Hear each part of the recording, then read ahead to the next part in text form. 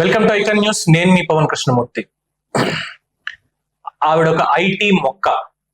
చంద్రబాబు నాయుడు హైదరాబాదులో, అందులోనూ సైబరాబాద్ నిర్మాణంలో హైటెక్ సిటీ నుంచి ప్రారంభించి సైబరాబాద్ నగర నిర్మాణానికి పునాదులు వేసి ఎంతో మందికి ఉపాధి కల్పించి ఈ రోజు తెలంగాణకి మేజర్ ఎకానమీ క్రియేటర్ గా ఉన్న సైబరాబాద్ నిర్మాణంలో ఆ తోటలో, ఆ ఐటీ అనేటువంటి తోటలో ఒక మొక్క విడదల రజని, మాజీ వైద్య ఆరోగ్య శాఖ మంత్రి, ప్రస్తుతం మాజీ ఎమ్మెల్యే, ఓడిపోయినటువంటి ఎమ్మెల్యే.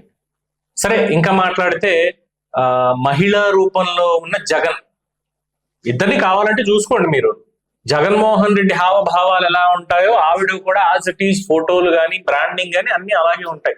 ముందు ఏం చెప్పుకుంది రాజకీయాల్లోకి వచ్చినప్పుడు, మీరు నాటిన మొక్కని సార్, ఐటీ అనే తోటలో నేను ఒక మొక్కని సార్, ఈ రోజు 1200 కోట్ల టర్న్ ఓవర్ తోటి నడుస్తున్నటువంటి ఒక కంపెనీలో ఇంతమందికి నేను ఉపాధి కల్పిస్తున్నాను సార్, మీరు నా దైవం సార్ ఇది అని చెప్పి ఎప్పుడో చెప్పింది. తర్వాత జెండా ఎత్తేసి వేరే పార్టీలోకి వెళ్ళింది. సరే, పార్టీలు మారడంలో తప్పేం లేదు, ఆవిడ చేసిన తప్పేం లేదు.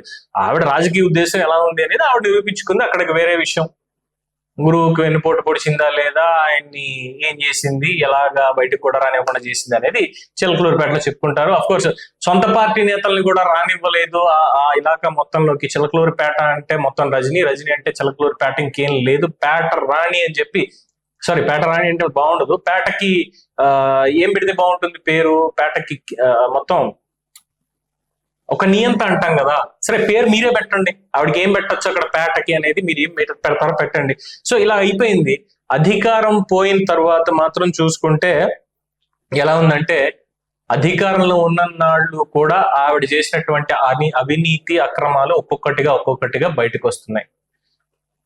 దాదాపుగా కొన్ని కోట్ల రూపాయలు వసూలు చేశారు కమిషన్ల రూపంలో అని చెప్పి. తర్వాత ఎన్నికలు అయిపోయి ఓడిపోయిన వెంటనే వాళ్ళు ఇచ్చినటువంటి వాళ్ళు వెళ్ళి మా డబ్బులు మాకు ఇస్తారా ఇవ్వరా అంటే దాదాపుగా 90 లక్షల రూపాయలు, 1,90,00,000 రూపాయలు వెనక్కి ఇచ్చారు. మిగతావి కూడా ఇవ్వబోతున్నారు, తీసుకున్న కమిషన్లన్నీ వెనక్కి ఇవ్వబోతున్నారు అన్నటువంటి వార్త బయటకు వస్తుంది. అంటే లంచాలు తిన్నది వాస్తవం, వెనక్కి ఇచ్చినటువంటిది కూడా వాస్తవమే.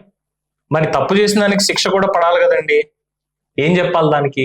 సో ఇంకా కొన్ని బయటకు వచ్చాయి. ఆవిడ మరిది గోపి, అలాగే పిఏ రామకృష్ణ, వీళ్ళిద్దరూ కలిపి చేస్తున్నటువంటివి పల్నాడు జిల్లాలో వీళ్ళు చేస్తున్నటువంటి ఆగడాలు ఇవన్నీ కూడా బయటకు వచ్చాయి.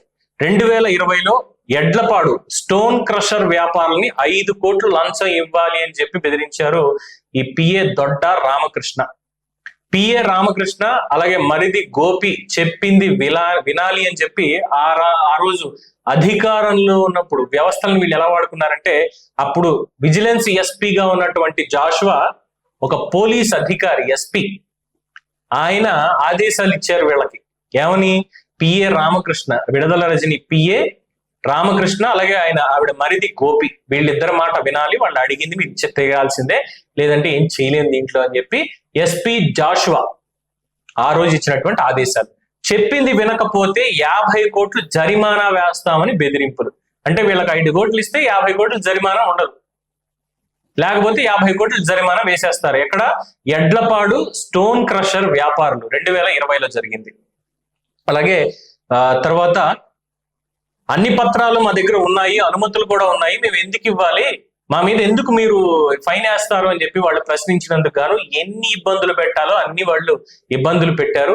ప్రాధేయపడినా కూడా ఎస్పీ జాషువా సైతం ఏమి చేయలేక మీరు వాళ్ళు చెప్పింది వినాల్సిందే, లేదంటే కేసులు కూడా పెడతా ఉంటున్నారు, నేనైతే ఏం చేయలేని చేతులెత్తి కూర్చున్నాడు. అది ఒకటి. మొత్తం ఎంతకి జరిగింది ఈ డీల్ అనేది చూస్తే, బాబు కరోనా వల్ల మేము మొత్తం అంతా కూడా ఊడ్చుకుని కూర్చున్నాం, మేము అంత ఇవ్వలేము అని చెప్పి ప్రాధేయపడితే చివరికి డీల్ సెట్ చేశారు. ఎవరు? విడదల రజని మరిది గోపి. ఎంతకి సెట్ చేసుకున్నాడు? 2,20,00,000 రూపాయలకి. ఇందాక చెప్పాను కదా, వెనక్కి పే చేశారు సమ్ అమౌంట్ అని చెప్పి. ఇదే 2,20,00,000 రూపాయలు. ఇది కేవలం ఒక్క సంఘటనకి సంబంధించి అయ్యింది. 2021 ఏప్రిల్లో పిఏ దొడ్డ రామకృష్ణకి 2 కోట్లు, రజనీ మరిది గోపి, ఎస్పీ జాషువాకి చెరో 10 లక్షలు ఇచ్చారు వ్యాపారులు. క్యాష్ రూపంలోనే ఇస్తారు, తీసుకెళ్లి చెక్కులు, అకౌంట్ ట్రాన్స్ఫర్లు ఏముండవు. చచ్చినట్టు ఎక్కడి నుంచో అక్కడ వడ్డీ కన్నా ఇంకో చోట కన్నా తెచ్చుకొని క్యాష్ మాత్రమే ఇచ్చుంటారు. ఎందుకంటే ఆధారాలు ఉండవు కదా వీళ్ళకి ఇచ్చినట్టుగా చూపించుకోవడానికి, ఫలానా వాళ్ళ దగ్గర మేము తీసుకున్నాం అని చెప్పడానికి లేదు కదా. బట్ తీసుకున్న మాట వాస్తవం, 100% వాస్తవం. సో రజనీ మంత్రిగా ఉన్నప్పుడు ఉమ్మడి గుంటూరు జిల్లాలో అనేక సెటిల్మెంట్లకి దిగాడు ఈ పిఏ రామకృష్ణ, దొడ్డ రామకృష్ణ, అలాగే మరిది గోపి. వీళ్ళు చేసినటువంటి ఇంకో దిక్కుమాలిన పని ఉంది. సాయి కార్తీక్ మూవీ సెంటర్ అని చెప్పి ఒకటి ఉంది, సాయి కార్తీక్ సిటీ సెంటర్ అని అక్కడ ఒకటి ఉంది చిలకలూరుపేటలో. దాని ముందు ఒక కాలం వెళ్తూ ఉంటుంది, దాని మీద చట్ట సిమెంట్ తోటి నిర్మించి ఇది చేయాలి. దానికి పర్మిషన్స్ ఇవన్నీ కూడా ఒక ఎన్ఆర్ఐ గారు పెట్టుకొని అన్ని చేస్తే దాన్ని ఎలాగైనా చేజిక్కించుకోవాలి ఆ స్థలాన్ని, మొత్తం ఆ సెంటర్ని. వాళ్ళ తల్లిదండ్రులకి కూడా ప్రాణహాని తలపెట్టడానికి సిద్ధపడిపోయారు. ఇక చివరాఖరికి ఆయన లొంగిపోక తప్పలేదు.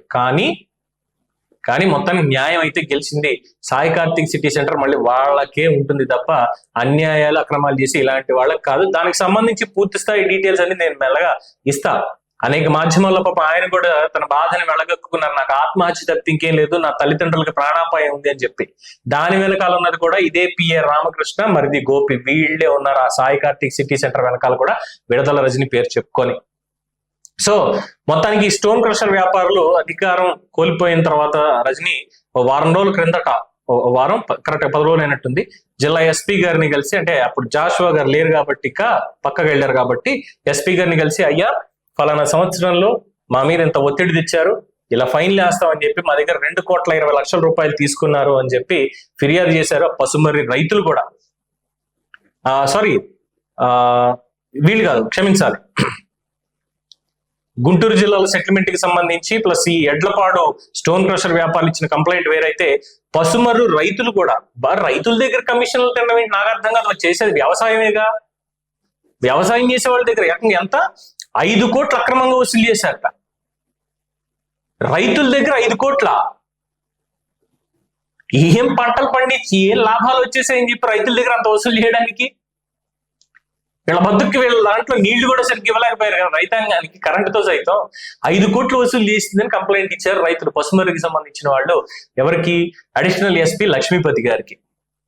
సో ఇప్పుడు అధికారంలోకి తెలుగుదేశం కూటమి వచ్చిన తర్వాత ఎవరైతే లంచాలు ఇలా ఇవ్వాల్సి వచ్చిందో, ముడుపులు వాళ్ళకి చెల్లించాల్సి వచ్చిందో, బలవంతంగానే, మాకు ఈ పనులు కావాలని లంచాలు ఇవ్వడం వేరు, బలవంతంగా వసూలు చేయడం వేరు. ఈ బలవంతంగా వసూళ్లకి ఇబ్బంది పడిన వాళ్ళు ఎవరైతే ఉన్నారో వీళ్ళందరూ కూడా బయటికి వచ్చి స్వచ్ఛందంగా, స్వేచ్ఛగా పోలీస్ స్టేషన్కి వెళ్ళి మాకు అన్యాయం జరిగింది, న్యాయం చేస్తారా లేదా అని చెప్పి మొత్తానికి కంప్లైంట్లు ఇస్తున్నారు బాధితులందరూ కూడా. సౌండ్ మొదలైంది పేటలో సౌండ్ మొదలైంది. విడుదల రజని, వాళ్ళ మరిది, ఇంకెవరైతే పాల్పంచుకున్నారో పిఏ దొడ్డ రామకృష్ణ, అందరూ కూడా రేపొద్దున్న ఈ మొత్తం అన్నిట్లో ఈ ముడుపులు స్వీకరించడం కానీ ఇంకోటి కానీ అన్ని వాస్తవాలు బయటకు వస్తే జన్మస్థానానికి వెళ్ళడం గ్యారంటీ. నోరు మాత్రమే కాదు, బుద్ధి కూడా మంచిదవ్వాలి అని చెప్పడానికి ఇది ఒక ఎగ్జాంపుల్. బుద్ధి బాలేదు కాబట్టే ఇలా తగలడ్డారు. లేదంటే ఒక 1,200 కోట్ల రూపాయల టర్న్ ఓవర్ ఉన్నటువంటి ఒక ఐటీ కంపెనీని ఎస్టాబ్లిష్ చేసి మహిళా లోకానికి ఆదర్శంగా నిలవాల్సినటువంటి విడుదల రజని 50 ఏళ్ళు దాటిపోలేదు, 60 ఏళ్ళు వచ్చేసేయలేదు, యువరక్తం కింద చెప్పుకోవాలి. అలాంటిది 10 మందికి ఆదర్శంగా నిలవాల్సినటువంటిది పోయి మహిళలందరికీ కూడా ఇలా కంపెనీ నేను రన్ చేస్తున్నాను, ఇంతమందికి నేను అవకాశాలు ఇస్తున్నాను, ఇంతమందికి ఉపాధి ఇస్తున్నాను అని చెప్పుకోవాల్సింది పోయి, రాజకీయాల్లోకి వచ్చి రాజకీయాల్లో సేవ చేయాల్సింది పోయి, స్టోన్ క్రషర్ వ్యాపారుల దగ్గర 2,20,00,000, రైతుల దగ్గర 5 కోట్లు, సిటీ సెంటర్లు వాళ్ళ స్థలాలు తీసుకోవడాలు, అడిగితే కొట్టించడాలు, లేదంటే దాడి చేయించడాలు. ఏమిటిది? మహిళా లోకానికి ఇదా ఇచ్చేది? రేపొద్దున మహిళా ఎంటర్ప్రెన్యూర్స్ వచ్చే వాళ్ళకి ఇదా ఎగ్జాంపుల్? నారా బ్రాహ్మణి గారిని చూసి నేర్చుకోవచ్చుగా. ఆవిడ ఎంటర్ప్రెన్యూర్, ఆవిడ ఎలా ఉంది, ఆవిడ ఎంతమందికి ఆదర్శంగా నిలిచింది? ఇలాంటి వాళ్ళు చాలా మంది ఉన్నారు. వాళ్ళని ఆదర్శంగా తీసుకోవచ్చు కదా. నేను రాజకీయాల్లోకి వచ్చి సంపాదించుకోవడానికి కాదు, నాకు 1,200 కోట్ల టర్న్ ఓవర్ కంపెనీ ఉంది, నాకు ఆస్తులు ఉన్నాయి, నాకు పైసా కూడా అవసరం లేదు ఇక్కడ అని ఎందుకు చెప్పలేకపోయారు? ఇదా చేసింది దిక్కుమాలిన రాజకీయం, దిగజారు రాజకీయం. అందుకే. అండ్ రెండోది, ఇందాక చెప్పాను కదా, ఆవిడ ఇలాకాలోకి ఇంకెవరు రాకూడదని. లావు శ్రీకృష్ణదేవరాయలు ఎంపీ, ఆయనకి రైట్ ఉంది ప్రతి నియోజకవర్గంలోకి వెళ్ళి నియోజకవర్గ అభివృద్ధికి సంబంధించి ఎమ్మెల్యే కాదు మిగతా వాళ్ళు చేస్తున్న పనులు ఇవన్నీ కూడా పర్యవేక్షిస్తూ అవసరమైతే ఎంపీ ల్యాడ్స్ నిధులు కూడా అలో చేయించి లేదు ఇక్కడ ఇది చేద్దామండి ఇది ఇంకా డెవలప్ చేద్దాం అని చెప్పడానికి కూడా ఆయనకు అధికారం ఉంది. అలాంటి మనిషిని కనీసం చిలకలూరిపేటలోకి ఎంటర్ కూడా అవ్వనివ్వకుండా అడ్డుకుంది ఇదే విడుదల రజని. ఈరోజు ఏమైంది? ఇదే లావు శ్రీకృష్ణదేవరాయలు బంపర్ భారీ మెజారిటీ తోటి గెలిచి చిలకలూరిపేటలో అడుగుపెట్టాడు. మళ్ళీ ఛాలెంజ్ గా తీసుకున్నాడు. మొత్తం సీట్లన్నీ కొలగొట్టారు. ఇక్కడ మంచి చేసే వాళ్ళకి ఖచ్చితంగా ప్రజలు మంచి చేస్తారు. అన్యాయం వైపు నిలబడ్డ వాళ్ళందరికీ ఇదే అధపాతాళానికి తొక్కేస్తారు. ఇది ఐటీ మొక్క అవినీతి కథ. నాకు తెలిసిన కొన్ని ఎగ్జాంపుల్స్ మీకు ముందు ఇచ్చాను, కొన్ని విషయాలు మాత్రమే. ఇంకా మీ దగ్గర ఏమైనా ఉన్నాయి, మేము కూడా బాధితులమే అంటారా? దయచేసి మమ్మల్ని అప్రోచ్ అవ్వండి, ప్రజలకి తెలియజేద్దాం.